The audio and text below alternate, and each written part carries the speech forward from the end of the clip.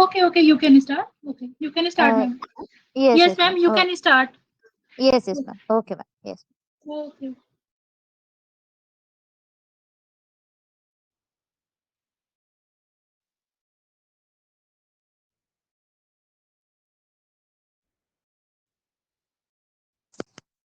A very warm good evening to one and all.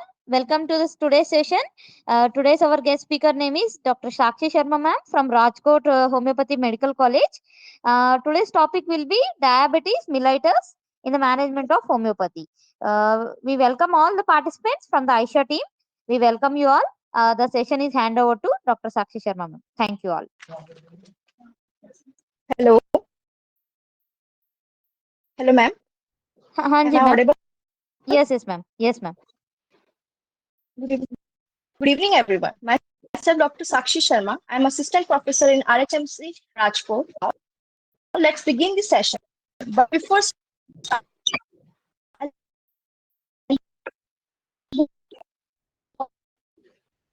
I also want to thank all of the team members of ISN Homeopathy 3C for cooperating with me. Now, let's start the session. Without further ado, title of my topic for today is diabetes mellitus, comprehensive overview and homeopathic management. Now, what is Uh, diabetes mellitus? Sorry to interrupt ma'am. Actually आपका Hello, ma'am. Voice sorry to interrupt ma'am. आपका voice clear नहीं आ Okay, रहे ma'am. थे ma'am. Yes ma'am. Sorry ma'am, आपको आवाज मेरी hello. Clear? आवाज हेलो मैम, मेरी आवाज बहुत आ रही है? कट कट होके आ रहे थे मैम. अभी मैम अभी क्लियर आ रही है? हाँ जी ma'am. Ji hello ma'am.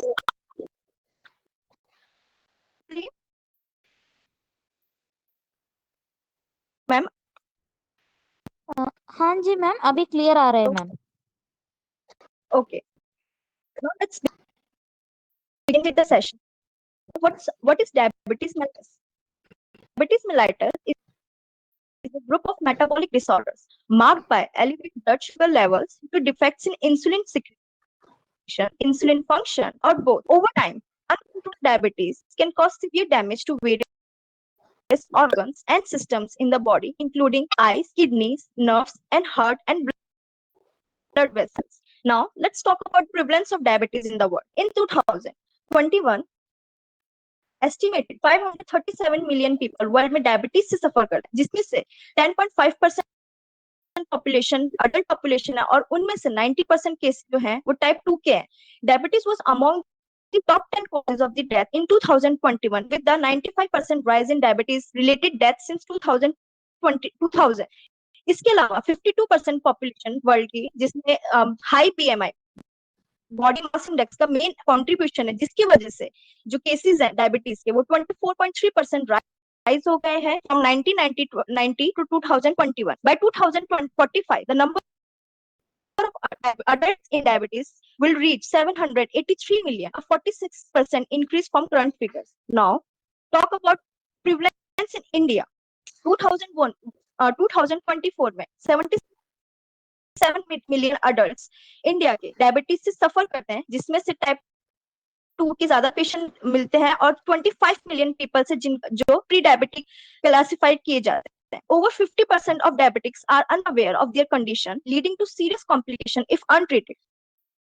The rising burden is driven by urbanization, aging populations, and lifestyle changes. Now, what are the types of diabetes mellitus? Primarily, there are three types, followed types: primary diabetes mellitus, secondary diabetes mellitus, and gestational diabetes mellitus. In primary diabetes mellitus, type 1 and type 2 diabetes comes.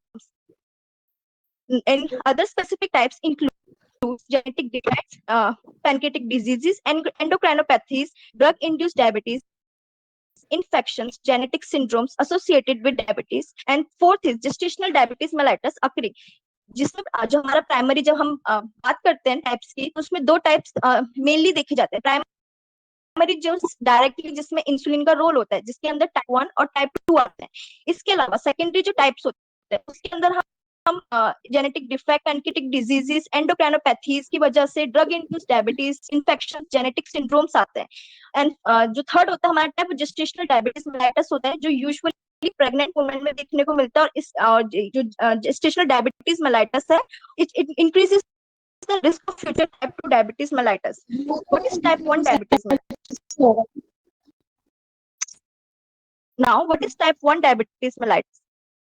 Type 1 diabetes mellitus, also known as EDM, insulin dependent diabetes mellitus. It's an autoimmune disease where the immune system attacks insulin producing beta cells in pancreas, leading to an absolute insulin deficiency.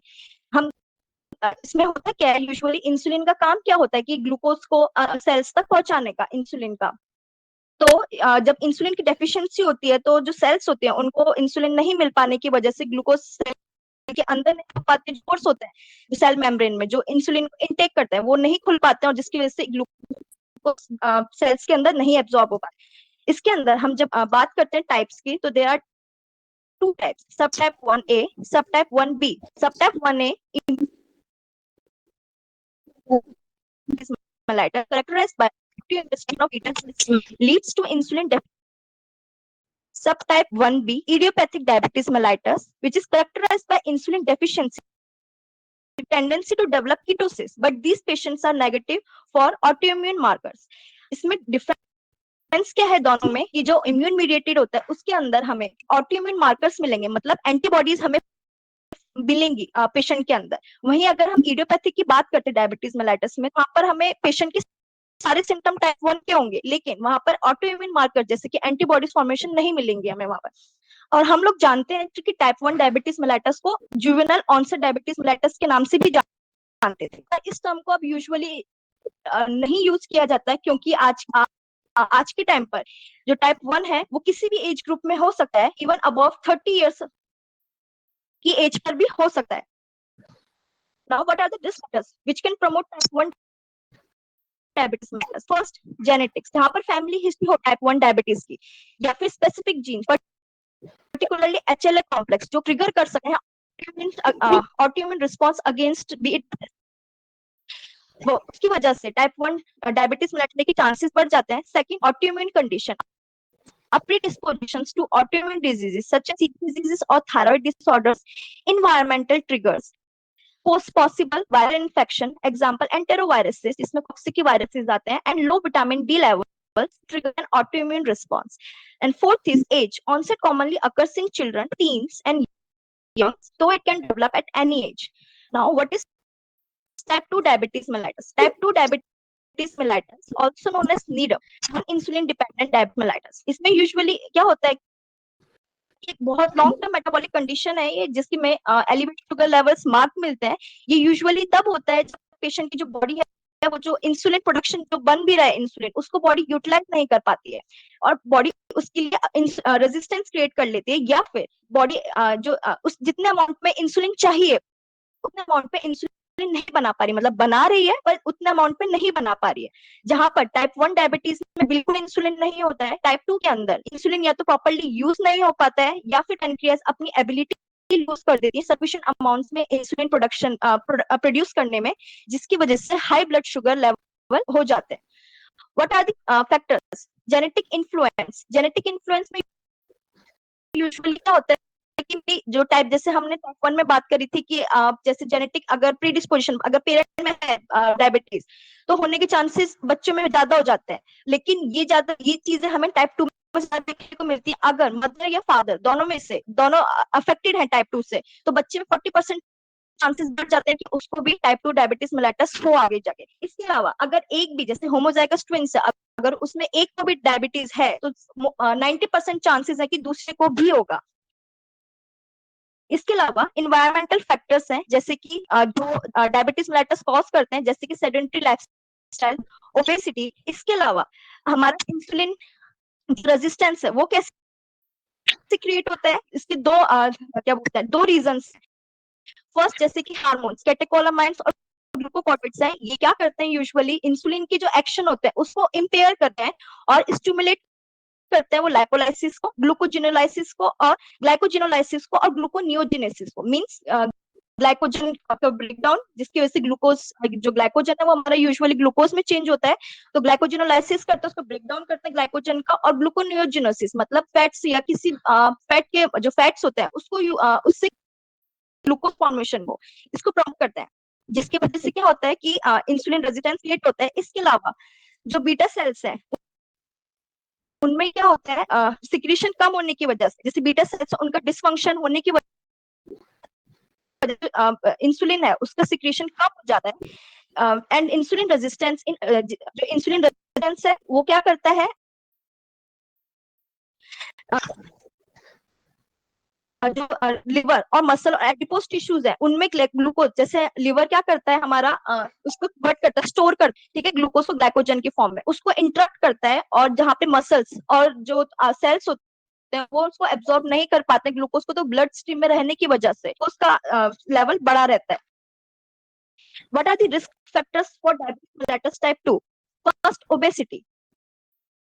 वो लोग जिनका BMI मतलब जो body mass index है वो 25 या 25 से ऊपर रहता है, उन लोगों में डायबिटीज टाइप 2 होने के चांसेस बढ़ जाते हैं। जिनकी या फिर जो सेडेंटरी लाइफस्टाइल जीते, इनएक्टिविटी मतलब ज्यादा एक्सरसाइज नहीं करते हैं, उन लोगों में टाइप 2 होने के चांसेस बढ़ जाते हैं। या फिर जिनका एज ग्रुप 45 अबव है, 45 ईयर से ऊपर है जिनका एज, उन लोगों में भी डायबिटीज टाइप 2 होने के चांसेस बढ़ जाते हैं। या फिर फैमिली हिस्ट्री हो, अगर मदर फादर में डायबिटीज टाइप 2 हो तो वहां पर भी जो ऑफिस स्प्रिंग होती है उनमें भी टाइप 2 होने के चांसेस बढ़ जाते हैं। डायबिटीज की हिस्ट्री हो अगर मदर में हो, मतलब प्रीवियस प्रेगनेंसी में, तो फ्यूचर में उसको डायबिटीज टाइप 2 होने के चांसेस बढ़ जाते हैं। पीसीओएस, पॉलिसिस्टिक ओवेरियन सिंड्रोम्स में भी उन केसेस में भी टाइप 2 होने के चांसेस बढ़ जाते हैं। हाइपरटेंशन, अगर पर्सन का जो बीपी है वो 40/90 mmHg से ऊपर रहता है, हाइपरटेंशन है, तो वहां पर भी टाइप 2 होने के चांसेस बढ़ जाते हैं। Now let's talk about gestational diabetes mellitus. Gestational diabetes mellitus is a type of diabetes that develops during pregnancy, typically in second, third trimester, due to hormonal changes that causes insulin resistance.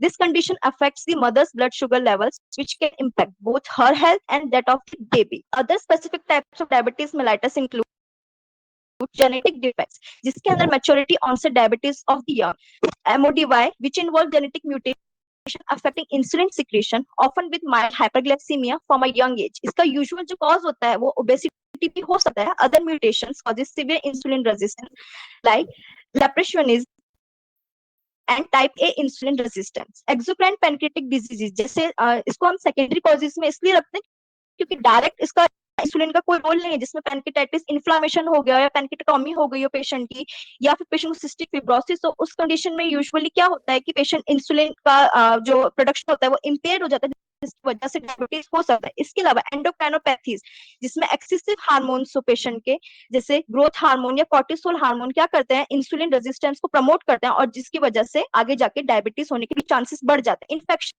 congenital rubella infections increases type 1 diabetes risk in genetically susceptible individual. Drugs, certain medications like corticosteroids and statins and functions potentially triggering diabetes in predisposed people. अब हम बात करते हैं कि जब diabetes mellitus के क्या क्या सिम्टम्स हो सकते हैं पेशेंट के अंदर। पहला है क्लासिकल सिम्टम, जो सबसे ज्यादा हमें मोस्ट कॉमनली देखने को मिलता है, जिसमें 3 P's कॉमन है, polyuria, polydipsia and polyphagia. Polyuria मतलब इंक्रीज यूरिनेशन, पॉलीडिप्सिया मतलब इंक्रीज थर्स्ट, पॉलीफेजिया मतलब इंक्रीज हंगर। इसके अलावा अनएक्सपेक्टेड वीकनेस होगी पेशेंट को, जनरल फटीग महसूस होगी, पेशेंट बहुत थका हुआ महसूस करेगा, वेट लॉस होगा, अकर्स डिस्पाइट ओबेसिटी। ये यूजुअली हमें टाइप 2 में देखने को मिलती है, जिसमें पेशेंट के अंदर सेंट्रल ओबेसिटी मार्क्ड होती है, वहीं उसके जो लिम्स होते हैं वो पतले होते हैं। लेकिन टाइप 1 डायबिटीज मेलाइटस में यूजुअली पेशेंट जो होगा उसमें वेट लॉस होगा और उसका पेशेंट एकदम लीन थिन होगा, उसमें सेंट्रल ओबेसिटी नहीं होगी, पेशेंट पूरा ओवरली लीन थिन होगा। इसके बाद एडिशनल सिम्टम्स है, जैसे कि ब्लड विजन्स, जेनिटल इचिंग, जिसमें प्रोराइटिस, वुल्वी एंड बेलाइटिस आ सकता है। कीटोएसिडोसिस एक टाइप का कॉम्प्लिकेशन है टाइप 1 का, मेनली देखने को मिलता है टाइप 1 में, पर ये टाइप 2 में प्रेजेंट हो सकता है। हाइपरऑस्मोलर हाइपरग्लाइसेमिक स्टेट होती है। इसके अलावा loss of libido and erectile dysfunction AKA impotency. Sorry to interrupt ma'am, sorry to interrupt ma'am, ma'am आपका बहुत फास्ट चल रहे थे करके पार्टिसिपेंट से हमें इनपुट्स आ रहे थे मैम, थोड़ा सा we request you to be a little धीरे bit slow, ma'am. Yes, ma'am. Sorry to interrupt, ma'am. It's okay ma'am.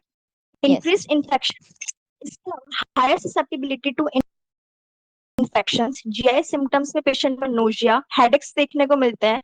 इसके अलावा mood changes, irritability, difficulty in concentration, ये सब चीजें हमें इसमें डायबिटीज में देखने को मिलती है.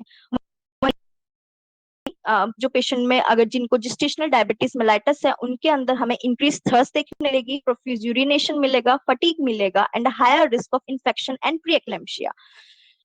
जो मदर है अगर जिसमें टाइप 2 जिस्टेशनल डायबिटीज मेलाइटस है, मतलब उसकी प्रेगनेंसी के दौरान उसको डायबिटीज हुआ है, तो उसकी लेटर एज में उसको टाइप 2 डायबिटीज मेलाइटस होने के रिस्क बढ़ जाते हैं.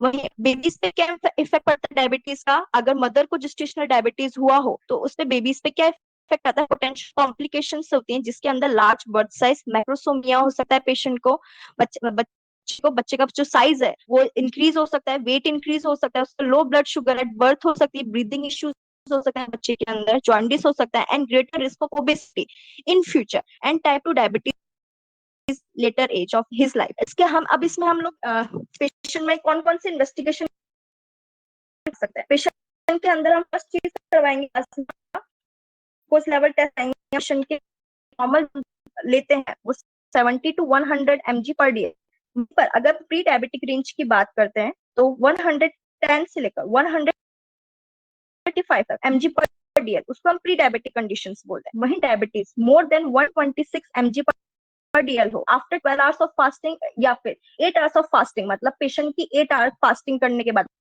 रात में उसने 8 आवर्स तक कुछ नहीं खाया है, अपनी फास्टिंग प्लस प्लाज्मा ग्लूकोज का जब टेस्ट हुआ था उससे 8 घंटे तक कुछ नहीं खाया, उसके बाद जब शुगर चेक हुई तो उसमें अगर मोर देन 126 शुगर आ रही है उसकी पेशेंट की, तो उसको हम डायबिटिक कंसीडर करते हैं. इसके अलावा post prandial plasma glucose level, मतलब खाना खाने के 2 घंटे के बाद अगर हम चेक करते हैं तो usually normal less than 120 mg पर डीएल मानते हैं. लेकिन हम प्री डायबिटिक कब मान सकते हैं? अगर पेशेंट की जो शुगर लेवल्स है वो 140 से 199 हो प्री डायबिटिक या फिर डायबिटिक, हम उसको डायबिटिक कंसिडर कर सकते हैं. अगर पेशेंट की जो ग्लूकोज लेवल है after 2 meal, after 2 hours of the meal, तो उसको हम डायबिटिक कंसिडर करेंगे. Random plasma glucose level RPG, मतलब रैंडम, मतलब कि कभी भी लाइक कुछ भी टाइम हो, कभी भी खाना खाया हो, कुछ इरिस्पेक्टिव ऑफ द मील्स, कभी भी उसने खाना खाया हो, उसकी मतलब उसने खाना कभी भी खाया हो उसका कोई मतलब नहीं है, कभी भी अपनी शुगर जब भी जांच करेगा तो उसे हम रैंडम प्लाज्मा ग्लूकोज बोलते हैं. नॉर्मल जो रेंज होती है उसकी लेस देन 140 mg पर डीएल होती है, पर डायबिटिक कंडीशंस में मोर देन अगर 200 mg पर डीएल है तो उसको हम डायबिटिक कंसिडर करते हैं. इसके अलावा HbA1c अगर करवा रहे हैं तो नॉर्मल रेंज जो होती है उसकी 5.5 से लेकर 7% तक होती है, डायबिटिक कंडीशंस में मोर देन 7.5% होती है. अब हम बात करते हैं कॉम्प्लिकेशन. डायबिटीज की कॉम्प्लिकेशंस क्या क्या हो सकता है? अर्ली कॉम्प्लिकेशन में हो सकता है पेशेंट के अंदर डायबिटिक कीटोएसिडोसिस सिवियर, जिसमें severe insulin leading to high blood ketones and acidosis. Second, hyperosmolar hyperglycemic ketotic syndrome. This condition, often associated with type 2 diabetes, is marked by severe hyperglycemia and dehydration without significant ketone production. Diabetic ketoacidosis में usually क्या मिलता है कि जो urine होता है, patient insulin की deficiency की वजह से पेशेंट हाई अमाउंट में यूरिन में कीटोन पास करने लग जाता है, उसे हम डायबिटिक कीटोएसिडोसिस बोलते हैं. पेशेंट का पीएच, जो बॉडी पीएच होता है, ब्लड पीएच जो होता है, वो भी इसका एसिडिक हो जाता है. इसमें एसिडिक ब्रीदिंग मिल सकती है. ये सब सिम्टम हमें डायबिटिक कीटोएसिडोसिस देखने को मिलते हैं. वहीं पर glycaemic hyperosmolar hyperglycaemic non ketotic syndrome के अंदर क्या यूजुअली टाइप 2 में देखने को मिलता है. इसमें पेशेंट के अंदर शुगर लेवल बहुत ज्यादा हो जाता है, पेशेंट डिहाइड्रेशन फील करता है, जिसमें कीटोन प्रोडक्शन इतना सिग्निफिकेंट नहीं है. लेट कॉम्प्लिकेशंस के अंदर है अथेरोस्क्लेरोसिस, हार्डनिंग. अथेरोस्क्लेरोसिस मतलब hardening, narrowing of using diabetic myopathy, small blood vessels affecting tissue and organs, kidney damage that can lead to renal failure, diabetic neuropathy, nerve damage commonly affecting extremities leading to pain or numbness, diabetic retinopathy, damage damage to blood vessels in retina, potentially leading to vision loss. देखिए complication में हमें usually क्या क्या मिल सकता है patient के अंदर, diabetic retinopathy मिल सकती है, न्यूरोपैथी मिल सकती है। डायबिटिक रेटिनोपैथी में यूजुअली क्या होता है पेशेंट के अंदर हमको हेमरेजेस मिल सकते हैं डिफरेंट डिफरेंट टाइप के, जिसमें यूजुअली डिफरेंट टाइप के हेमरेजेस होंगे, इसमें पेशेंट के अंदर माइक्रो एन्यूरिज्म्स होंगे, कैपिलरी डायलिटेशंस होंगी, एडवांस स्टेज में इन्फार्क्ट्स बन जाएंगे, कॉटन वूल एक्सुडेट्स बन सकते हैं, मैकुलर एडिमा आ सकता है। अगर हम स्टेजेस की बात करते हैं तो रेटिनोपैथी की दो स्टेजेस होती है, non proliferative and proliferative stage. Non proliferative stage जो होती है उसमें भी दो स्टेजेस होती है, इनिशियल और एडवांस स्टेज। पॉलीफरेटिव स्टेज में यूजुअली क्या होता है कि न्यू वेसल्स, जो वेसल्स का हेमरेज हुआ है या डिस्ट्रक्शन हुआ है, उन वेसल्स का न्यू वेसल्स, छोटी छोटी न्यू वेसल्स का फॉर्मेशन होने लगता है, विट्रस हेमरेजेस होने लगता है, फाइब्रस स्कारिंग होने लगती है और रेटिनल डिटैचमेंट भी हो सकता है। इसके अलावा कैटरेक्ट और ग्लूकोमा होने के चांसेस भी बढ़ जाते हैं। डायबिटिक न्यूरोपैथी में पेशेंट के नर्व डैमेज होता है, जिसकी वजह से पेशेंट के अंदर नमनेस हो सकती है, पेन हो सकती है, टिंगलिंग सेंसेशन हो सकती है, कंडीशन हमें देखने को मिलती है पेशेंट के अंदर। फूड प्रॉब्लम्स पेशेंट को हमने सुना होगा डायबिटिक फूड के बारे में। उसमें क्या होता है पेशेंट के जो वुंड्स होते हैं, वो अल्सर जो होते हैं पेशेंट नहीं हो पाते, इन्फेक्शन होता रहता है ड्यू टू नर्व डैमेज और पुअर ब्लड सर्कुलेशन। जो पेरिफेरल सिस्टम है उसमें रेजिस्टेंस होने लग जाता है, ब्लड ढंग से जो जो जो लिम्स है, जो वहाँ की जो टिश्यूज है, वो ढंग से उनमें ब्लड का क्या होता है परफ्यूजन नहीं हो पाता है ढंग से, उनको ढंग से ऑक्सीजन सप्लाई नहीं हो पाती, जिसकी वजह से वहां पर जो वुंड्स होते हैं वो ढंग से हील आते हैं। इसके अलावा प्री ओडेंटल डिजीजेस हो सकती हैं, ग्रेटर रिस्क जिसमें गम डिजीजेस या कुछ लॉस हो सकता है, मेंटल हेल्थ इश्यूज हो सकता है, higher rate of anxiety and depression हो सकता है इसमें। और इसके अलावा जेस्टेशनल डायबिटीज में कॉम्प्लिकेशन में पेशेंट के जो बच्चा है उसमें उसका वेट गेन हो सकता है, माइक्रोसोमिया हो सकता है, प्री टर्म बर्थ मतलब प्री मैच्योर डिलीवरी हो सकती है, increase risk for caesarean delivery हो सकती है पेशेंट को, और आगे जाके उसको टाइप 2 डायबिटीज, जो बेबी है उसको आगे जाके टाइप 2 डायबिटीज मेलिटस होने के चांसेस बढ़ जाते हैं। अब हम मैनेज कैसे करेंगे डायबिटीज को, क्या क्या मैनेजमेंट है, हम कैसे कैसे पेशेंट को मैनेज कर सकते हैं, पेशेंट को हम क्या क्या एडवाइस करेंगे, वो हम उसके बारे में मैनेजमेंट में बात करते हैं पेशेंट की। पेशेंट को पहले हम बोलेंगे एक्सरसाइज के लिए, पेशेंट जितना एक्सरसाइज कर सकते हैं, योगा कर सकते हैं, हम उसको एडवाइस की लो इम्पैक्ट जो एक्सरसाइजेज है वो कर सकता है, या फिर 30 to 45 मिनट्स की हाई इंटेंसिटी वर्कआउट्स कर सकता है, वो योगा कर सकता है पेशेंट। अगर पेशेंट स्मोकर है तो हम उसको बोलेंगे स्मोक सीजेशन के लिए बोलेंगे, उसको एडवाइस करेंगे। वेट मैनेजमेंट के लिए बोलेंगे, अगर पेशेंट का वेट जो है उसका बीएमआई जो है वो अगर 25 से ज्यादा है, 25 kg पर मीटर स्क्वायर से ज्यादा है, तो हम उसको एडवाइस करेंगे वेट लॉस के लिए। अल्कोहल कंजम्पशन करता है पेशेंट तो हम उसको कम करने के लिए बोलेंगे। उसका अगर पेशेंट स्ट्रेस लेता है, स्ट्रेस मैनेजमेंट करेंगे उसको। पेशेंट की जो थेरेपीज होती है, फिजियो साइकोथेरेपीज, वो उसमें अगर वो कार्ब्स बहुत ज्यादा लेता है तो हम उसको बोलेंगे कम से कम एटलीस्ट 50 to 70% काम करने को बोलेंगे। लेस देन 35% जो फैट है उसको डाइट में इंक्लूड, मतलब फैट कम से कम 35% से कम होना चाहिए, ठीक है। और उसके अंदर फ्रूट्स और वेजिटेबल्स ज्यादा इंक्लूड करे पेशेंट, हम ऐसी डाइट उसके लिए बोलेंगे। इसके बाद हम कौन कौन सी ड्रग्स, एलोपैथिक ड्रग्स हैं इसके लिए मेनली टाइप 1 में हम लोग सीधा इंजेक्टेबल इंसुलिन दे सकते हैं पेशेंट को, मेटफॉर्मिन दे सकते हैं, सल्फोनाइल यूरिएज दे सकते हैं, ग्लिनाइड्स दे सकते हैं, एंड थाइजोलाइड जो ड्रग्स हैं वो भी दे सकते हैं। हम उसको DPP-4 इनहिबिटर्स दे सकते हैं, GLP-1 रिसेप्टर एगोनिस्ट दे सकते हैं, SGLT2 इनहिबिटर्स दे सकते हैं। Now let's talk about homeopathic management. अब हम होम्योपैथिक कौन कौन से हम लोग कैसे कैसे होम्योपैथिक कैसे कैसे हेल्प करते हैं डायबिटीज को मैनेज करने में। हम लोग इसमें हम लोग अगर हम मियाज्म की बात करते हैं पेशेंट के, तो डिफरेंट डिफरेंट मियाज्म होते हैं इसमें डायबिटीज में। जैसे कि डायबिटीज मेलिटस टाइप 2 है, टाइप 1 जो है वो यूजुअली सिफिलिटिक और ट्यूबरकुलर मियाज्म होता है बिहाइंड, बिकॉज उसमें एंटीबॉडीज फॉर्मेशन है, ऑटोइम्यून बीटा सेल्स का डिस्ट्रक्शन है, इस वजह से उसको सिफिलिटिक और ट्यूबरकुलर मियाज्म के अंदर रखते हैं। टाइप 2 में अगर पेशेंट में इंक्रीज ग्लूकोज प्रोडक्शन है तो उसमें जो मियाज्म होगा वो साइकोटिक होगा। डिक्रीज ग्लूकोज अपटेक है तो साइकोटिक मियाज्म होगा।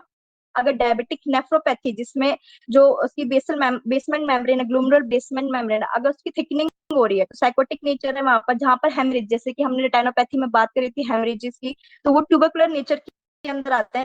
रिटेनल इडिमा जो होता है वो साइकोटिक नेचर में आता है। Proliferation of new blood vessels, जहाँ पे जैसे हमने बात करी थी पॉलीफ्रेटिव जो फेज थी रेटाइनोपैथी में, उसमें जो न्यू ब्लड वेसल्स का फॉर्मेशन हो रहा था वो साइकोटिक में आता है। डायबिटिक न्यूरोपैथी जो होती है वो साइकोटिक मियाज्म के अंदर आती है। पुअर ब्लड फ्लो, ठीक है, टू द लिम्स, जैसे जो लिम्स है वहां तक पुअर ब्लड फ्लो है तो सिफिलिटिक मियाज्म आता है वहां पर। अर्थेरोस्क्लेरोसिस जहाँ पर फैट डिपोजिशन ज्यादा हो रहा है, हार्डनिंग हो रही है वेसल्स, वहां पर साइकोटिक मियाज्म आता है। अब हम बात करते हैं मेडिसिन की। हम मेडिसिन कौन कौन सी कब प्रिस्क्राइब कर सकते हैं पेशेंट को, उसके बारे में बात करते हैं। अगर पेशेंट के एक्साइटिंग और पॉजिटिव फैक्टर जैसे कि कोई डाइजेस्टिव डिरेंजमेंट के बाद उसको ये कंडीशन डेवलप हुई जिसमें शुगर लेवल्स उसके इंक्रीज हो गए, तो वहां पे हम यूरेनियम नाइट्रिकम के बारे में सोच सकते हैं। अगर ड्यू टू गैस्ट्रिक हेपेटाइटिक डिजीजेज हैं तो आर्स आयोड के बारे में सोच सकते हैं, ब्रायनिया के बारे में बात कर सकते हैं, हम कैलकीरिया सोच सकते हैं, वहां पर हम लोग लैक्टिक एसिड सोच सकते हैं, लाइकोपोडियम सोच सकते हैं, हम नक्स वोमिका सोच सकते हैं, हम यूरेनियम नाइट्रिकम सोच सकते हैं। अगर नर्वस स्ट्रेन या स्ट्रेस की वजह से डायबिटीज डेवलप हुआ है तो हम इग्नेशिया सोच सकते हैं, फॉस्फोरिक एसिड सोच सकते हैं। अगर पैंक्रियाटिक डिजीज कोई भी जैसे पैंक्रियाटाइटिस हुआ उसके बाद पेशेंट के अंदर डायबिटीज डेवलप हुआ है तो हम आयरिस वर्सिकुलर के बारे में सोच सकते हैं, इंसुलिन के बारे में सोच सकते हैं, एक्टिन के बारे में सोच सकते हैं और फॉस्फोरस के बारे में सोच सकते हैं। अगर किसी इंजरी के बाद डायबिटीज में हुआ है तो आर्निका के बारे में सोच सकते हैं। ड्यू टू सिफिलिस, अगर सिफिलिस के बाद हुआ है ये डायबिटीज तो हम वहाँ पे काली आयोड के बारे में सोच सकते हैं। डायबिटीज एसिड, अब डायबिटीज में कौन कौन सी जो क्लिनिकल मैनिफेस्टेशन जो हमने पढ़ी थी अभी, अगर हम उनसे उनके हिसाब से देखें मेडिसिन, तो हम कौन कौन सी मेडिसिन दे सकते हैं। डेबिलिटी के लिए हम एसिडिक एसिड दे सकते हैं, चाइना दे सकते हैं, ओपियम दे सकते हैं, फॉस्फोरिक एसिड दे सकते हैं, फॉस्फोरस दे सकते हैं, पिक्रिक एसिड दे सकते हैं। अगर पेशेंट के अंदर गैंग्रीन, बॉयल्स, कार्बंकल्स हैं तो हम वहाँ पे आर्सेनिक एल्बम दे सकते हैं। डायरिया हो अगर पेशेंट को डायबिटीज के साथ, डायबिटीज की वजह से पेशेंट को जब से डायग्नोस हुआ उसके बाद से उसकी डायरी कंडीशन स्टार्ट हो गई हो तो आर्सेनिक एल्बम दे सकते हैं हम वहाँ पर। अगर पेशेंट की गाउटी सिम्टम्स है वहाँ पर एसोसिएटेड, मतलब गाउटी सिम्टम्स भी है पेशेंट को, तो लैक्टिक एसिड दे सकते हैं, नाइट्रम सल्फ दे सकते हैं, कोल्चिकम दे सकते हैं, नक्स वोमिका दे सकते हैं, काली आयोड दे सकते हैं। अगर पेशेंट के डायबिटीज जो है वो एसोसिएटेड हो इम्पोटेंसी के साथ तो हम वहाँ पे कोका दे सकते हैं, मॉस्कस दे सकते हैं वहां पर। अगर पेशेंट की जो डायबिटीज है सेक्शनरी सिम्टम्स के साथ हो तो वहां पर हम आर्सेनिक, एक्ोनाइट, कैंथेरिस दे सकते हैं, कालीबाइक्रोम दे सकते हैं और ट्रिबेंथिन दे सकते हैं।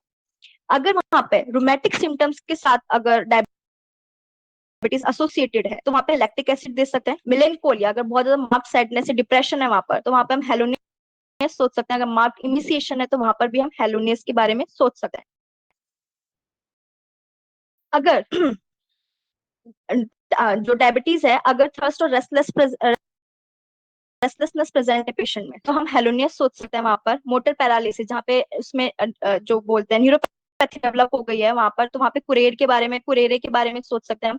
जहाँ पे रैपिड प्रोग्रेस हो रही हो, ठीक है, डायबिटीज की, वहां पर हम मॉर्फिनम के बारे में सोच सकते हैं। अल्सरेशन हो रही हो जहां पर पेशेंट में मतलब डायबिटीज के साथ मतलब डायबिटिक फुट जो कंडीशन डेवलप हुई है अगर वो सब हो रही हो तो हम उसको सीजम जम्बुलिकम दे सकते हैं। स्किन बॉयल्स और फर्नंकल्स हो रहे हो तो आर्निका दे सकते हैं, आर्सेनिक दे सकते हैं, सेलिशिया दे सकते हैं, हिपरसल्फ दे सकते हैं वहां पर हम। अगर पेशेंट के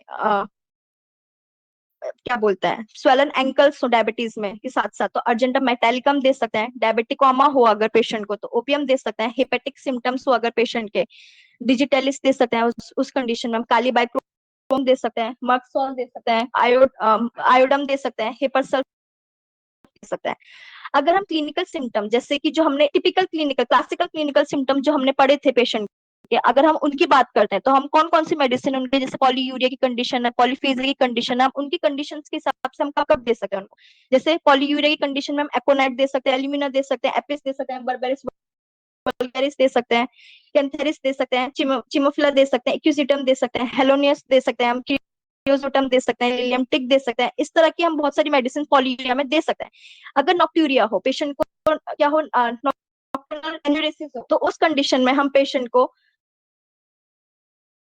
क्या बोलते हैं,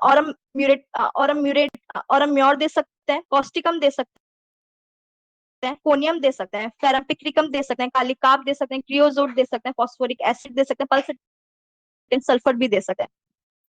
अगर पेशेंट के अंदर पॉलीडिप्सिया हो, मतलब उसको पेशेंट को बहुत ज्यादा प्यास लगे, एक्सट्रीम थ्रस्टनेस जो प्रेजेंट हो उसके अंदर, तो उस कंडीशन में हम उसको एसिडिक एसिड दे सकते हैं, एकोनाइट दे सकते हैं, ब्रानिया दे सकते हैं, लैक्टिक एसिड दे सकते हैं, ओपियम दे सकते हैं, फास्फोरस एंड सल्फर दे सकते हैं। अगर पॉलीफिज मतलब उसको हंगर बहुत, भूख बहुत लगती हो, तो एब्रोटिनम दे सकते हैं, अल्फा अल्फा दे सकते हैं, एनाकार्डियम दे सकते हैं, आयोड दे सकते हैं। इसके अलावा हम कुछ इंडियन रेमेडी जैसे कि एब्रोमा अगस्ता है, वो भी दे सकते हैं हम उस कंडीशन में। अगर पेशेंट अपना वेट लॉस कर रहा है तो उसकी उस कंडीशन में हम अब्रोटिनम, एसिटिक एसिड, आयोडम, नेट्रम्योर दे सकते हैं। अगर उसको स्वीट्स की डिजायर है तो हम उसको सिना दे सकते हैं, कोका दे सकते हैं। कॉन्स्टिपेशन हो अगर पेशेंट को तो ब्राइनिया दे सकते हैं, चिलिडोनियम दे सकते हैं, नक्स वोमिका दे सकते हैं। अगर हम कॉम्प्लिकेशंस की बात करते हैं, जैसे उसमें बॉइल्स हो रहा था, गैंग्रीन हो रहा था, अटीरियोस्क्लेरोसिस हो रहा था, इमिसेशन विद इंक्रीज एपेटाइट था, तो उन कंडीशंस में हम बॉइल्स की कंडीशन में आर्निका दे सकते हैं, एंथ्रेक्स दे सकते हैं, बेलिस्पर्निस दे सकते हैं, मर्क सॉल्ट दे सकते हैं, फॉस्फोरिक एसिड दे सकते हैं, सिलिशिया दे सकते हैं। गैंग्रीन हो तो आर्सेनिक और कार्बोवेच दे सकते हैं, इचिनेशिया दे सकते हैं। इमिसेशन अगर हो पेशेंट का विद ग्रेट इंक्रीज एपेटाइट, मतलब पेशेंट की एपेटाइट, भूख बहुत ज्यादा, उसके बाद भी वेट लॉस कर रहा था, एब्रोटिनम और आयोडम सबसे अच्छी मेडिसिन है वहां पर। नेट्रम्योर और प्लम्बम भी दे सकते हैं। इसके अलावा यहाँ पे हार्डनिंग हो रही है वेसल्स की, वहां पर हम उसको एलिमसेटाइवल दे सकते हैं, आर्सेनिक आयोड दे सकते हैं पेशेंट को, बेटाकार्ब दे सकते हैं, और अदर मेडिसिन जैसे कि ग्लोनैनम, काली आयोड, इनके बारे में भी हम सोच सकते हैं। कुछ बायोकेमिक ड्रग्स भी हैं, कुछ बायोकेमिक ड्रग्स भी हैं जैसे कि जो बायोकेमिक ड्रग जैसे कि नेट्रम म्योरिटिकम है, उसमें हम उन मेडिसिन बायोकेमिक ड्रग्स जो है उनके बारे में भी सोच सकते हैं हम डायबिटीज की कंडीशन में। जैसे पॉलीयूरिया है, अगर पेशेंट को थर्स्ट है, इनिशिएशन है, लॉस ऑफ स्लीप है, ग्रेट डेबिलिटी है, विद हैमरिंग हेडेक है, तो हम नेट्रम म्योर के बारे में सोच सकते हैं। नेट्रम सल्फ हम वहां पे दे सकते हैं जहां पर पैनकेटिक इनसफिशियंसी, मतलब पैनक्रियास जो बीटा सेल्स है वो सफिशिएंट अमाउंट में इंसुलिन नहीं बना पाती है, तो उस कंडीशन में हम नेट्रम सल्फ सोच सकते हैं। जहां पे पॉलीयूरिया हो, इंटेंस इचिंग हो, वहां पर हम लोग नेट्रम सल्फ के बारे में सोच सकते हैं। ड्राइनेस ऑफ माउथ प्रेजेंट हो, काली म्योर सोच सकते हैं।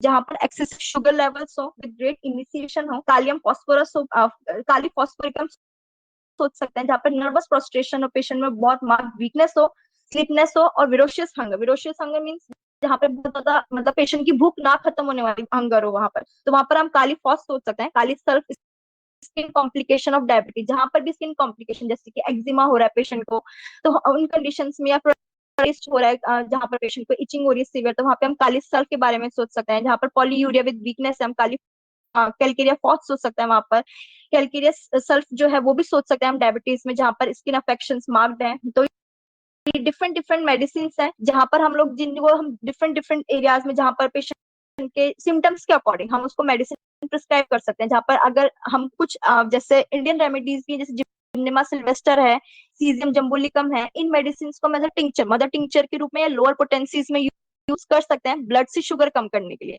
जिम्नेमा सिल्वेस्टर तो जैसे जो ब्लड में अगर शुगर है उसको किल करने की जाती है, सब लिखा हुआ है अकॉर्डिंग टू बोरिक। और सीजियम जम्बुलिकम अगर high levels of blood sugar है तो उसके लिए दे सकते हैं हम उसकी शुगर लेवल को कम करने के लिए। इसके अलावा हेलोनियस अच्छी मेडिसिन है जहां पर इमिसिएशन बहुत मार्क्ड है या फिर फीमेल कंप्लेंट बहुत मार्क्ड है, वहां पर हम लोग हेलोनियस के बारे में भी सोच सकते हैं। यूरिनम नाइट्रिकम हम वहां पे सोच सकते हैं जहां पर पेशेंट को पॉलीयूरिया हो, पेशेंट में काफी, या फिर उसमें यूरिन कंप्लेंट्स बहुत ज्यादा हो, ठीक है, वहां पर हम यूरिनम नाइट्रिकम के बारे में सोच सकते हैं। तो डिफरेंट डिफरेंट रेमेडीज हैं जिनको हम सोच सकते हैं डिफरेंट उनके सिम्टम्स के अकॉर्डिंग। जो जो सिम्टम्स हमें पेशेंट के अंदर मिलते हैं उसके हिसाब से हम उसकी मेडिसिन सोच सकते हैं। तो ये सब उसका होम्योपैथिक मैनेजमेंट था, और यहाँ तक मैं अपना खत्म करती हूँ। Thank you.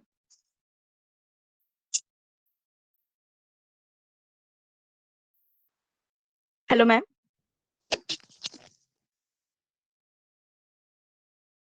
Hello, ma'am. Am I audible, ma'am? Yes ma'am. Yes, ma'am. There are a few questions, ma'am, from the participants. हम सैक्लैक दे सकते हैं क्या? Like some participant is asking whether we can use सैक्लैक or not, मैम. सैक्लैक दे सकते हैं, बिल्कुल दे सकते हैं। उस कंडीशन में हम लोग दे सकते हैं सैक्लैक भी। कोई मना नहीं है सैक्लैक देने के लिए, हम बिल्कुल आराम से दे सकते हैं सैक्लैक।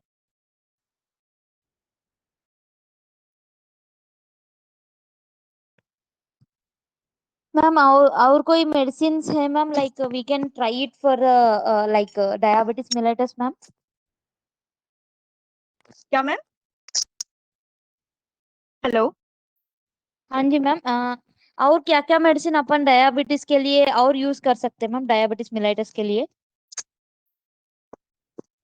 चिप्लिंड्रा इंडिका यूज कर सकते हैं हम, इसके अलावा एलेक्सोनम यूज कर सकते हैं, अर्जेंटम नाइट्रिकम यूज कर सकते हैं हम लोग, और इसके अलावा यूरेनम नाइट्रिकम। ये जो मेन मेन मेडिसिन है जहाँ पर मेंशन है कि डायबिटीज मेलाइटस में बहुत अच्छा काम करती है। एब्रोमागस्टा है, ये वहाँ पे लिखा हुआ है कि डायबिटीज मेलाइटस के सारे केसेस को, सिम्टम्स को कवर करती है। और जिम्नेमा सिल्वेस्टर है, सीजियम जम्बुलिकम है। जैसे जो एलेक्सोनम है वो रेयर मेडिसिन में आती है यहाँ पर, तो वो हम दे सकते हैं।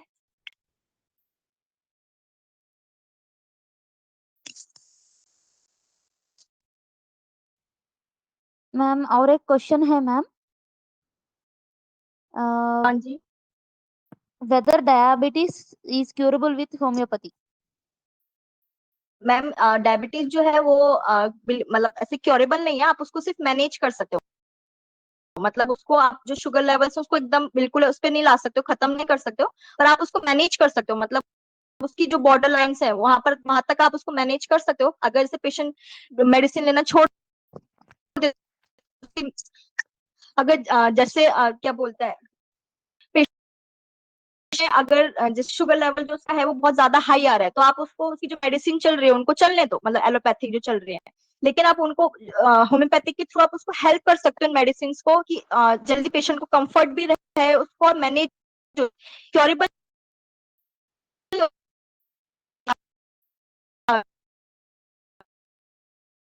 के बारे में बात करता है। अगर उसकी वजह से डायबिटीज, तो उन केसेस में ये क्योरेबल है। वहां पर अगर जो कॉज है, मतलब अंडरलाइंग जो कॉज है, जैसे पेनक्रियास का इन्फ्लामेशन, डायबिटीज की जो कंडीशन है वो भी ठीक हो सकती है। जी मैम, और एक क्वेश्चन भी है ma'am, can we cure or manage diabetes mellitus with only homeopathy? Like they want to ma'am ask that whether we should take the help of any other system of medicine. Ma'am diabetes mellitus क्या है कि एक type का metabolic disorder है। जी तो ma'am. उस condition में आप जो उसकी मेडिसिन अदर जो, हेलो मैम, फिर आप ठीक एक्चुअली तो नहीं कर सकते, तो आपको। हेलो मैम, आपकी आवाज कट आ रही मैम एक्चुअली आपका आवाज कट हो रहे थे मैम. Hello ma'am.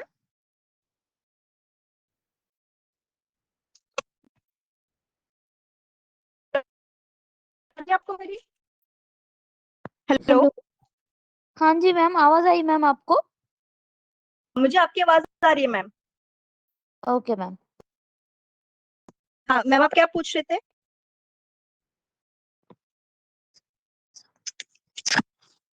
मैं पूछ रहा था ma'am, like is it necessary to take the other system of medicine help also in the management of diabetes? There is a question from the participant, ma'am. Ma'am क्योंकि other medicine, मतलब जो other treatment जो है, other medicine जो है वो लेना हम्म. Level से वो एकदम स्पाइक कर जाए सडनली, तो उस कंडीशंस में जो एलोपैथिक ड्रग्स है वो हेल्पफुल है। जैसे जो ड्रग्स होती है जिनके बारे में मैंने बताया था, वो ड्रग्स बहुत हेल्पफुल होते हैं, तो इसलिए उनको एलोपैथिक मोड ऑफ ट्रीटमेंट लेना चाहिए। Okay, ma'am. In pregnancy management, what can we do in homeopathy in diabetes mellitus? Yes, ma'am. This is the other question, ma'am.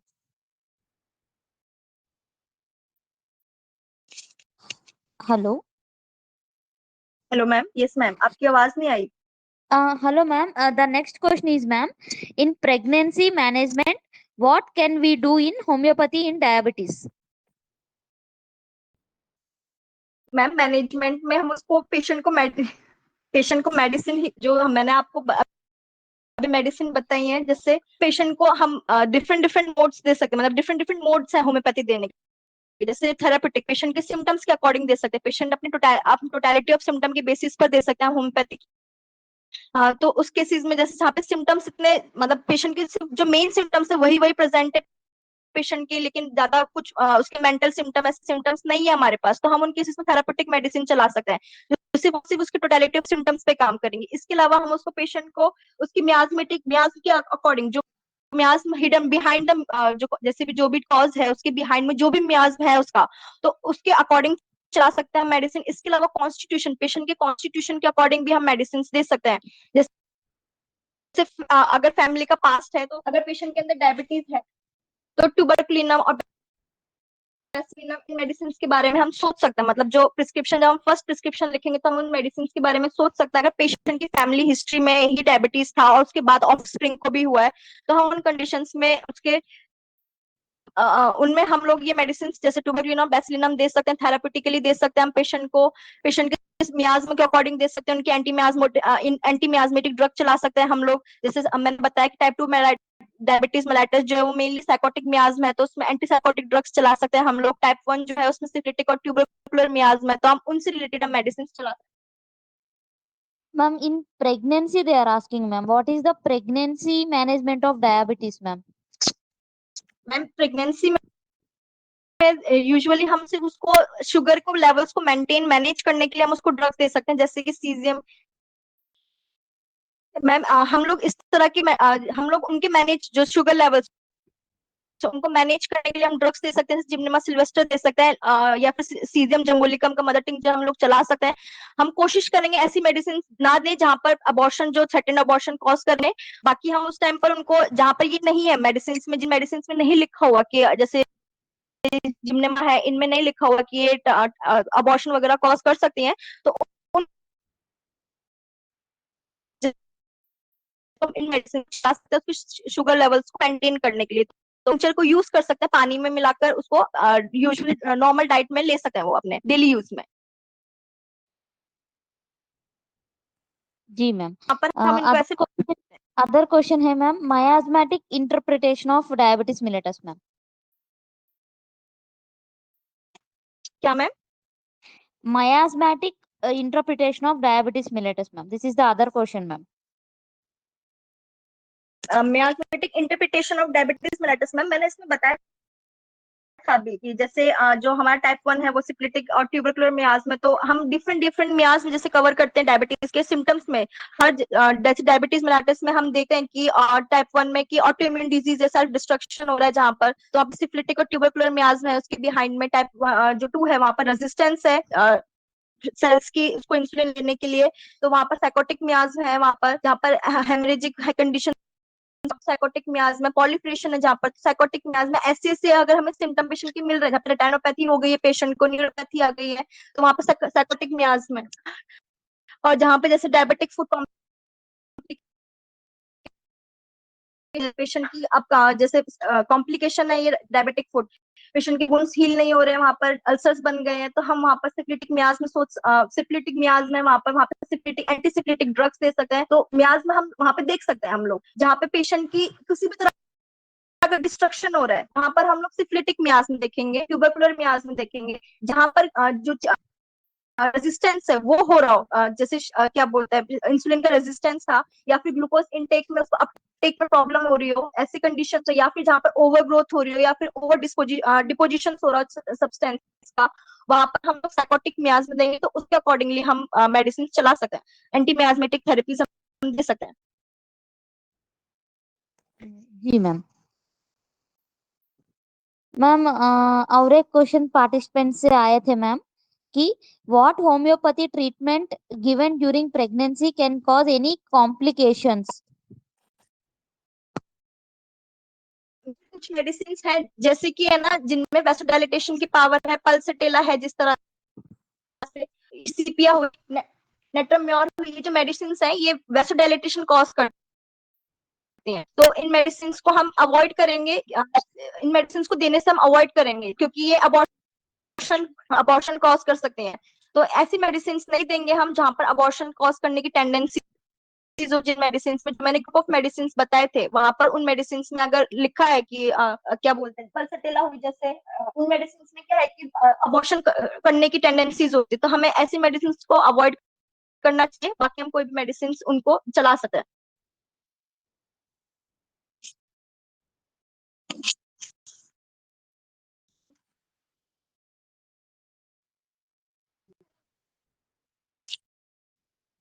Ji ma'am. Ma'am, one participant is asking that you have mentioned a remedy that which starts with an alphabet A, ma'am. They're asking you to repeat it again, ma'am. A A, ma'am. With alphabet A. ए ना, जी ma'am. A for Apple वाला ए। Ma'am एलेक्सिनम है, ब्रोमागस्टा है, ये दो medicine है, हमने इनकी बात करी थी अभी। इसके अलावा आर्सेनिक एल्बम की भी बात करी थी हम लोगों ने अभी। अर्जेंटम नाइट्रिकम है। ये सब मेडिसिन जो है ए अल्फाबेट से शुरू होती है। जी मैम, जी ma'am. And they are asking जी से भी, जी लेटर से भी आपने कुछ बोला करके पूछ रहे थे मैम। Ma'am Gymnema Sylvester. हाँ, जिम्नेमा सिल्वेस्टर, यस मैम। है ये, इसको दे सकते हैं, इसको किलर ऑफ द शुगर भी बोलते हैं। Yes yes yes ma'am.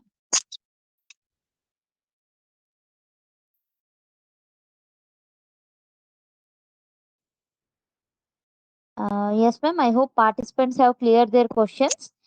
Actually, so is there any questions from the participants?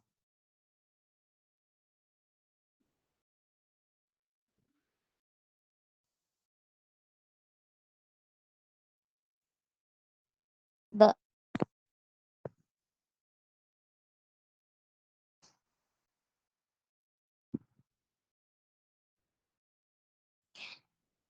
Ma'am, one of the participant is asking the management of diabetes along with the high blood pressure patients, ma'am. Along with the High blood pressure patients. अगर high blood pressure से वहां पर, तो उस हम लोग जो digitalis के बारे में सोच सकते हैं हम पेशेंट के अंदर।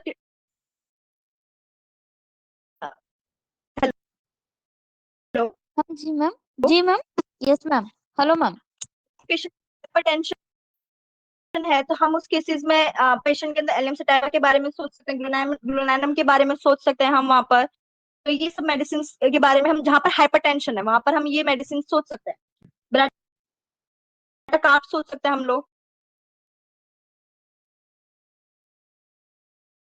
जी मैम।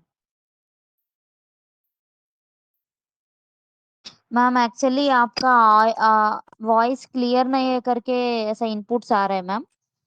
थोड़ा सा आप फिर से बता सकते हैं मैम एक्चुअली।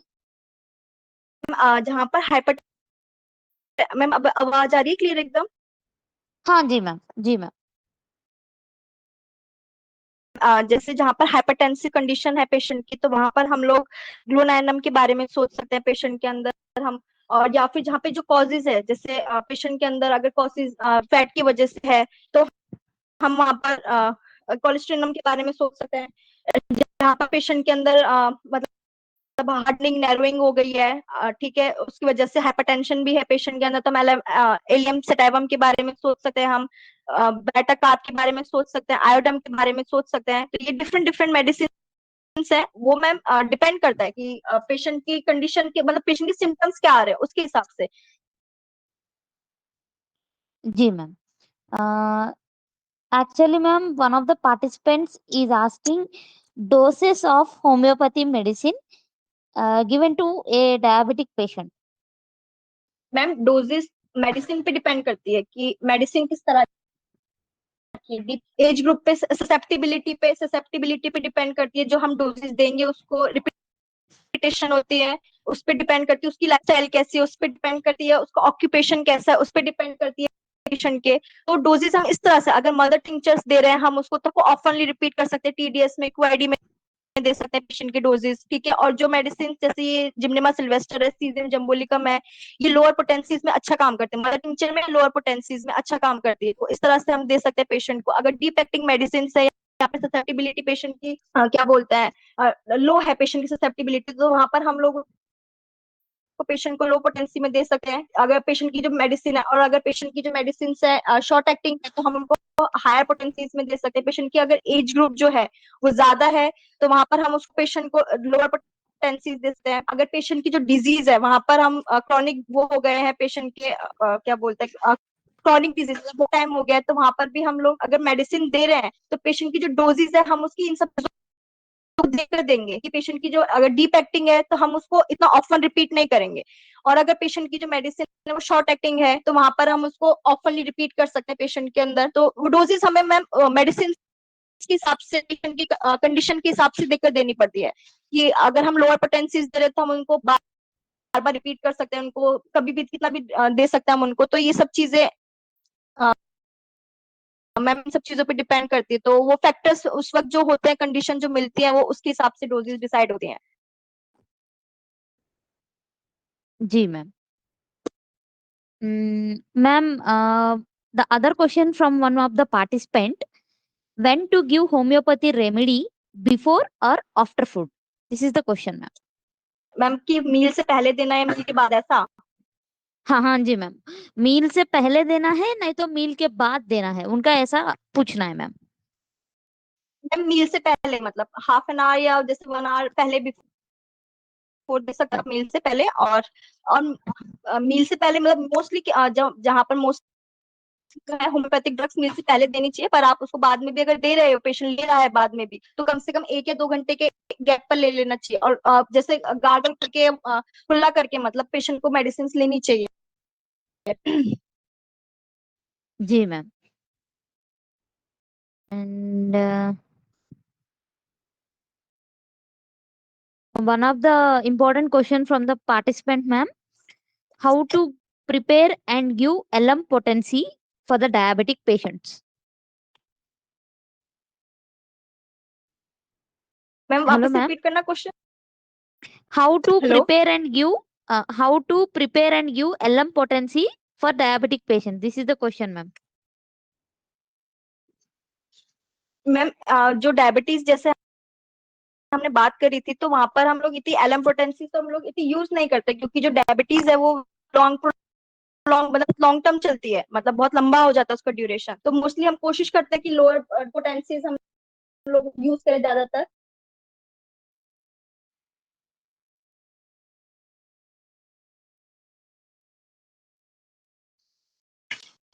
मैम उसकी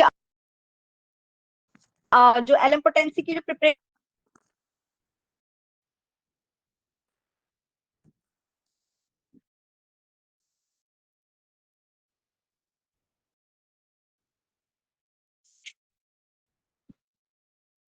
Hello ma'am, am I audible ma'am? Hello हाँ जी ma'am.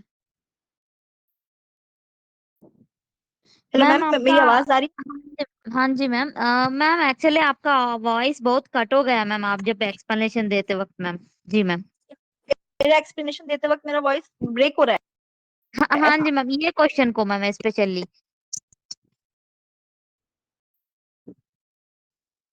like how to prepare and give LM potency question था मैम, जैसे आप समाधान दे रहे थे उस वक्त वॉइस कट हो गए थे ma'am.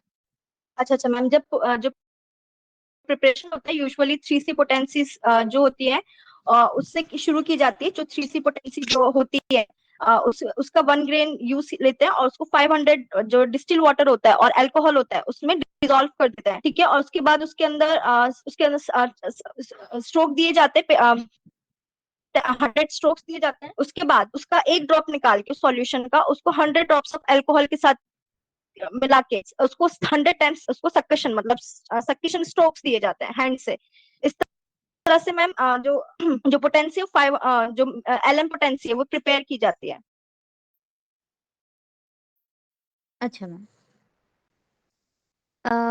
The question ma'am: should homeopath take a case of diabetes mellitus who has a fasting sugar more than 400? 100, 400 ma'am, 400. 400 जिनका है पेशेंट की ब्लड शुगर लेवल। जिनका फास्टिंग ब्लड शुगर लेवल 400 है, तो ये जो पेशेंट को होम्योपैथ ले सकते क्या करके क्वेश्चन मैम.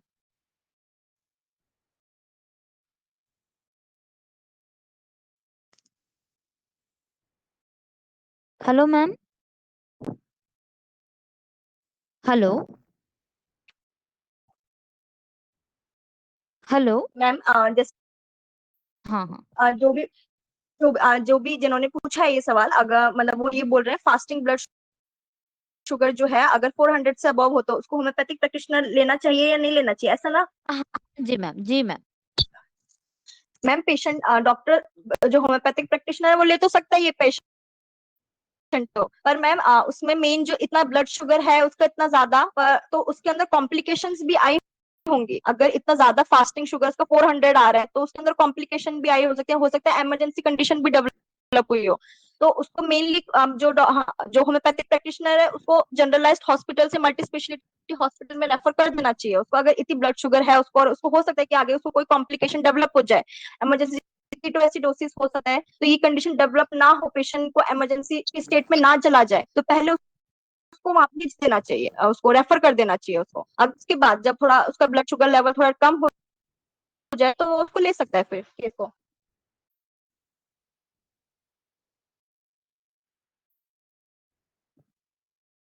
जी ma'am. Ma'am, actually, with your consent, can we share your PPT to the participants, ma'am? With your consent? Yes ma'am, sure ma'am, yes ma'am, Yes, yes. You can.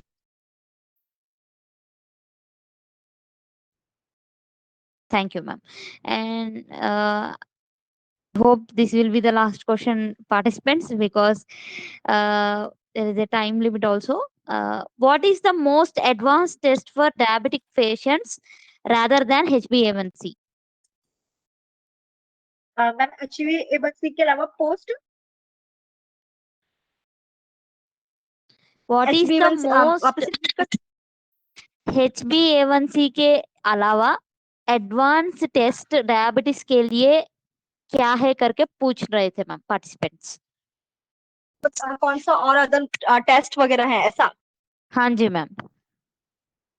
इसके अलावा सबसे अच्छा आप घर में रहकर फास्टिंग चेक कर सकते हैं। आप जो एफपीजी प्लाज्मा ग्लूकोमीटर्स के थ्रू जो घर में इजीली अवेलेबल हो जाते हैं उसके थ्रू आप फास्टिंग ब्लड शुगर चेक कर सकते हो, अपने रैंडम ब्लड शुगर चेक कर सकते हो।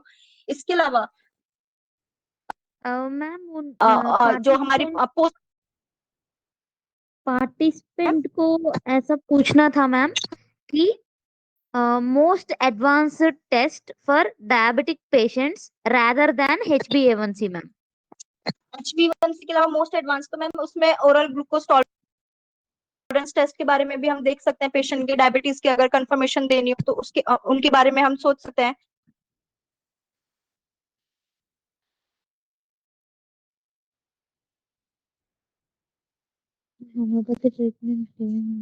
Hello ma'am. हेलो मैम, मैंने बोला आपको अभी तक आवाज पहुंची थी क्या? हाँ हाँ हाँ जी मैम, जी मैम. मैम मैम आवाज आ एक मेरी? एक पार्टिसिपेंट का क्वेश्चन था मैम कि ग्लोब्यूल्स का इफेक्ट कितना तक हो सकता है एक डायबिटिक पेशेंट के डायबिटिक पेशेंट में. ग्लोब्यूल्स का इफेक्ट कब तक हो सकता है, मतलब मैम क्या पूछ मैम? ग्लोब्यूल्स मतलब कैसे ग्लोब्यूल्स? सेल दे रहे हैं उसको हम या फिर मेडिकेटेड ग्लोब्यूल्स दे रहे हैं हम? किस तरह के ग्लोब्यूल्स का वो इफेक्ट पूछना चाहता है?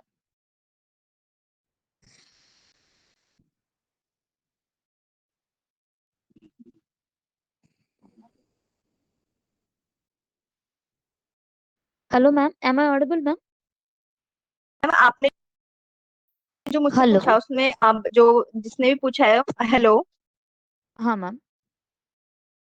हेलो मैम, ये क्वेश्चन पूछा है आपने कि ग्लोब्यूल्स का इफेक्ट कब तक रह सकता है, तो कौन से ग्लोब्यूल्स का इफेक्ट कब तक रह सकता है? नहीं नहीं मैम, क्वेश्चन ऐसा नॉर्मल है जो कि एसएल अल्कोहल जिसमें होम्योपैथी में हम ग्लोब्यूल्स यूज करते हैं, तो उसमें शुगर कंटेंट रहता है, तो वो क्या डायबिटिक पेशेंट में एक्शन मिलेगी, एक्शन करेगी करेगी Action करके?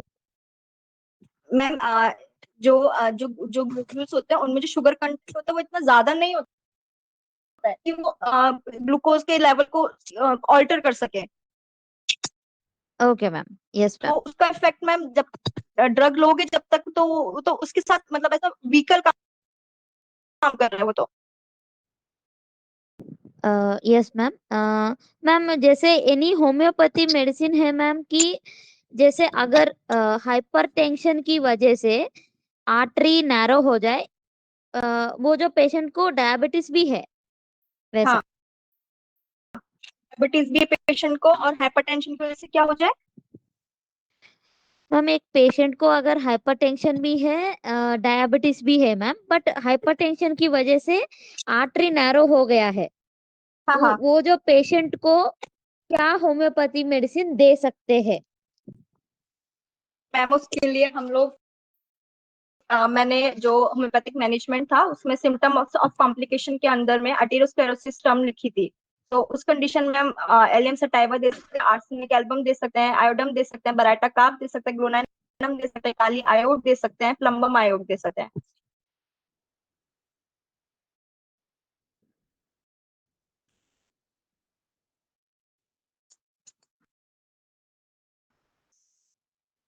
तो मैम हाँ जी मैम, जी ma'am, ma'am. Ma'am, this is, I think, participant, this will be the last question due to the time limit. What a homeopathy doctor should uh, follow the precautions while while treating diabetes mellitus patient? Ma'am जो precautions मतलब precautions किस type के, वो मतलब खाने को diet को लेके तो जो नॉर्मल डाइट के लिए बताया जाता है, डाइटिशियन जो बताता है रिकमेंड करता है कि इतना डाइट लेना है, वो तो फॉलो करना ही है उसकी। जिसमें मैंने बताया था कि 50% कार्ब्स कम कर देने चाहिए, 35% लेस फैट होना चाहिए, इस तरह की डाइट है वो डाइट ले पेशेंट। इसके अलावा अगर वो मेडिकेशन ले रहा है तो जैसे कि अनियन है, गार्लिक है, इन सब चीजों को अवॉइड करे वो पेशेंट उस टाइम पर। जो रॉ गार्लिक अनियंस है इन सब चीजों को अवॉइड करे, जो खट्टी चीज है उनको अवॉइड करे, कैफीन इंटेक स्टिमुलेंट्स जो है उनको अवॉइड करे पेशेंट उस टाइम पर, अगर वो दवा के टाइम पर प्रिकॉशन पूछ रहा है तो।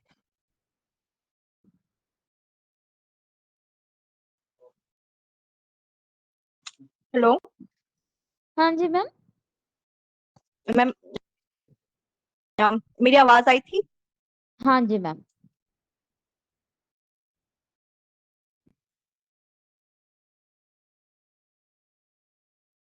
Okay, all the participants, that's all for the today's session. Actually, I would like to thank Dr. Sakshi Madam for this wonderful session, and hope we'll be having madams further date also for the another beautiful sessions. Thank you ma'am, thank From the Aisha team, from our National General Secretary, and from our ex-National General Secretary Kingshuk Gosavi sir, we would like to thank you heartfully, ma'am. And we would like to thank Homeopathy 360 Degrees, our media partner, also. Thank you all. Thank you. Stay tuned for the more webinar sessions. Thank you.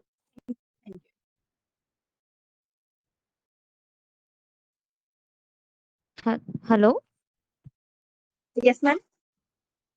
Yes, ma'am. Yes, ma'am. Okay, ma'am. Thank you, ma'am. Thank you so much. Okay ma'am.